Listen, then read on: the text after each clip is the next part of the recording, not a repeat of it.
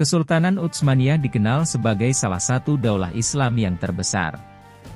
Luasnya wilayah kekuasaan Imperium Kesultanan Turki Utsmani atau Ottoman tidak lepas dari perjuangan para pasukan Utsmaniyah yang pada kala itu dianggap sebagai pasukan terbaik dan terkuat di dunia pada masanya. Salah satu pasukan andalan Turki Utsmani adalah pasukan elit yang disebut Yeniçeri atau Janissary. Artinya, pasukan baru. Janissary merupakan salah satu korps utama pasukan Angkatan Darat, Infanteri, Utsmaniyah pada saat itu. Pasukan ini memiliki kemampuan perang khusus. Tugas utama lainnya yaitu menjaga keamanan seorang sultan. Janissary berasal dari bahasa Turki Utsmaniyah, yang berarti pasukan baru.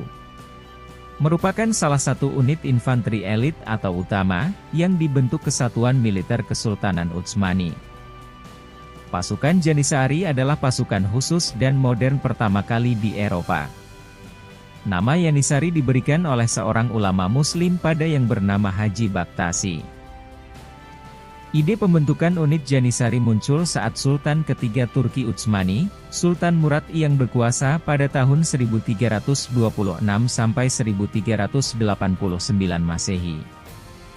Sultan Murad I terkenal sebagai sosok yang taat beribadah, pemberani, dan dermawan.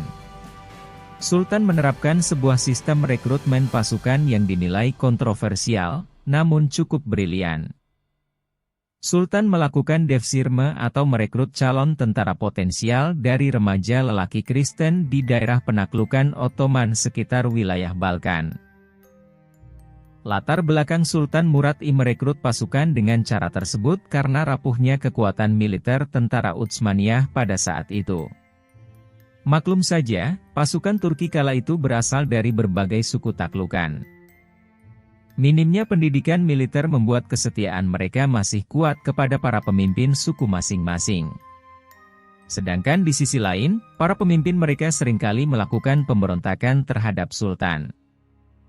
Karenanya, Sultan Murad berpikir ia membutuhkan kesetiaan sebagai kunci utama para sultan untuk mempersatukan daerah-daerah taklukan Ottoman. Para Janissary ini tunduk pada aturan ketat, membatasi kebebasan mereka dan menuntut standar moral yang tinggi. Ini membuat mereka sebagai pasukan elit negara terbaik pada masanya. Syarat utama prajurit Janissary adalah seorang muslim taat. Para pemuda tangguh ini kemudian menjadi mualaf lalu dididik secara militer. Pendidikan yang keras dan disiplin tinggi membuat mereka sangat terlatih dalam perang, juga memiliki kemampuan khusus sebagai secret service atau pengawal pribadi Sultan. Saat itu Sultan Murad I menetapkan pedoman ketat dalam memilih calon prajurit untuk Janissary. Seleksi yang ketat dan tidak sembarang untuk para calon Janissary. Para calon prajurit Janissary menjalani pendidikan militer di sekolah terbaik bernama Acemi Oglan, dan di kamp khusus militer Janissary di Enderun. Mereka ditempa berbagai kemampuan keilmuan, mental, dan fisik, dilatih selama 8 tahun memanah, bermain pedang, menunggang kuda, gulat, angkat besi, hingga menggunakan senjata api pertama. Di sekolah ini, taruna muda dipilih dan diseleksi sesuai bakat keilmuan mereka, seperti keahlian bersenjata, pemanah, artileri, ahli senapan, hingga insinyur, seniman, dan ulama. Namun yang membedakan, katanya, mereka dilarang untuk berjanggut dan hanya memelihara kumis. Mereka dilatih tetap untuk perang, dilarang keras minum alkohol, berjudi, Janissary dilarang menikah hingga umur 40 tahun, bahkan sebagian memilih tidak menikah. Mereka juga harus mempraktikkan religiusitas secara penuh dan berusaha meninggalkan segala kenikmatan duniawi. Kandidat terbaik akan dikirim ke istana Sultan. Di sana, mereka akan dibentuk sebagai pengawal elit utama Janissary. Sedangkan, sebagian lain akan menjadi pasukan cadangan yang akan dipekerjakan sementara di bawah pengawasan Kesultanan Utsmaniyah sebagai pegawai pemerintahan hingga tenaga terampil lainnya. Selama hidupnya, Janissary harus terus menjalani pelatihan dan disiplin yang ketat. Janisari juga dituntut untuk bereksperimen dengan strategi dan taktik baru di medan perang. Dari segi perlengkapan dan persenjataan, seorang Janisari dilengkapi dengan beberapa senjata tajam dan senjata api. Umumnya Janisari dipersenjatai dengan pedang pendek yang disebut dengan yataan, senjata yang juga menjadi simbol Janisari. Selain itu, Janisari dilengkapi dengan kapak, tombak, belati, tongkat, dan kail pedang dengan bilah yang melengkung. Untuk senjata jarak jauh, Janisari dilengkapi dengan busur dan anak panah. Senapan juga menjadi senjata Janisari yang paling penting. Beberapa Janisari juga banyak menggunakan meriam tangan. Janisari juga terkenal dengan seragam uniknya. Janisari mengenakan topi khusus yang disebut sebagai bor. Topi-topi ini juga memiliki tempat penahan di depan, yang disebut kakal. Kemampuan perang pasukan Janisari juga berperan penting untuk kemenangan pasukan Ottoman.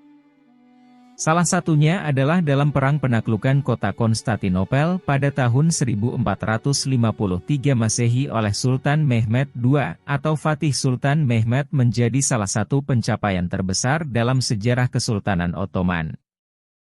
Janisari juga sangat berperan dalam ekspansi Kesultanan Ottoman lainnya. Terutama saat perang antara Ottoman melawan Kesultanan Mamluk, yang berakhir dengan kemenangan Ottoman dan runtuhnya Kesultanan Mamluk. Selain itu, Janisari juga mewarnai ekspansi Ottoman ke wilayah lain di benua Eropa. Tercatat dalam sejarah, Janisari sangat berperan di dalam beberapa pertempuran antara Ottoman dengan kerajaan Eropa, termasuk dalam ekspansi Ottoman ke Hungaria dan Austria.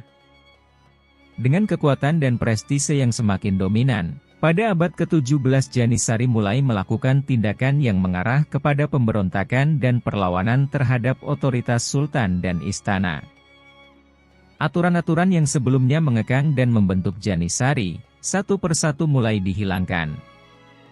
Sultan yang mencoba melawan pun banyak yang menjadi korban kudeta istana oleh Janisari, seperti Sultan Osman II, Sultan Ahmed III, dan Sultan Selim III yang ditumbangkan oleh Janisari. Namun pada akhirnya, Sultan Mahmud II mulai sadar akan penyalahgunaan kekuatan oleh Janisari dan memulai strategi untuk menghapuskan Korps Kesatuan Janisari. Sampai terjadinya peristiwa yang disebut dengan Fakai Hairiyeh. Pada 15 Juni 1826 di mana pemberontakan Janisari berhasil dipadamkan. Pada waktu itu sekitar 6.000 anggota Janisari berhasil dieksekusi mati. Bersamaan sejak saat itu, kesatuan pasukan Janisari yang legenda secara resmi dibubarkan dan hilang dalam tubuh kemiliteran Ottoman.